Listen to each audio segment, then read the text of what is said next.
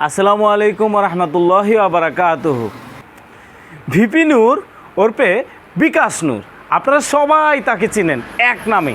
আর গলাবাজি আর চাপাবাজি বলতে এক বিশাল এক ব্যক্তিত্ব বলতে গেলে ভিপি নূরকে আমরা বলতে পারি, এই বিকাশ নূরকে বলতে পারি।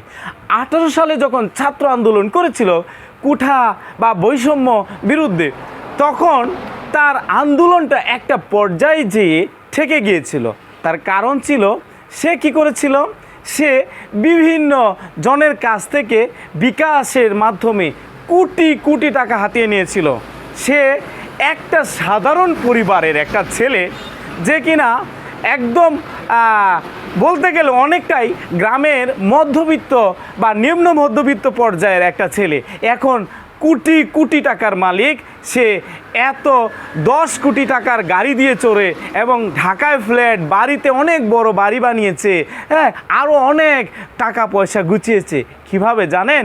এই যে ছাত্র আন্দোলনের নামে তামাশা করে, শেখ হাসিনার সাথে আতাত করে যে আন্দোলন করেছে, শুধু গলাবাজি করে যে আন্দোলনের নামে একটা অরাজকতা তৈরি করেছে, সেই ভিপি নূর ওরফে বিকাশ নূর আজকে আইসা বিএনপির মতো একটা বৃহৎ দলের কথা বলে। এখন যে বিএনপির কথা বলছে, সেই বিকাশ নূর আসলে তো এত আগে থেকেই একটা মাফিয়া চক্র, সে আগে থেকেই একটা দুর্নীতিবাজ, একটা লুটেরা। এই লুটেরার কারণে সে আজকে সারা দেশব্যাপী পরিচিত। আর সে কিনা আজকে বিএনপির নামে কুৎসা রটনা করছে, হ্যাঁ, বিএনপিকে বলছে, সে বলতে চাচ্ছে বিএনপি নাকি আওয়ামী লীগের মতোই লুটতরাজ করছে, লুটপাট চালাচ্ছে। আমি বলতে চাই, প্রমাণ সাপেক্ষে যদি আপনি দেখাতে পারেন, তাহলে অবশ্যই তার ব্যবস্থা নেওয়া হবে। বিএনপি কোনো লুটতরাজের দল নয়, বিএনপি কোনো লুটপাটের দল নয়, বিএনপি অগণতান্ত্রিক দল নয়।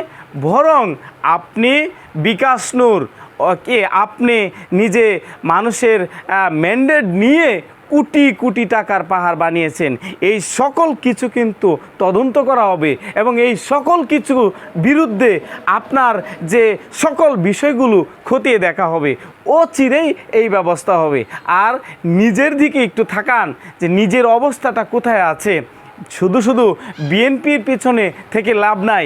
আপনি এখন যে কোন দলের লেসপেন্সারগিরি করছেন, কার যে আপনার লেজের আপনি লেজ লাগিয়ে কাজ করছেন, সেটা এখনও বলাই যাচ্ছে না। তবে খুব দ্রুত এটা প্রকাশ পেয়ে যাবে যে আপনি হয়তো বা আবারও নতুন করে কোনো বিকাশ পেয়ে আজকে আবার নতুন করে নতুন সুর গজিয়েছেন।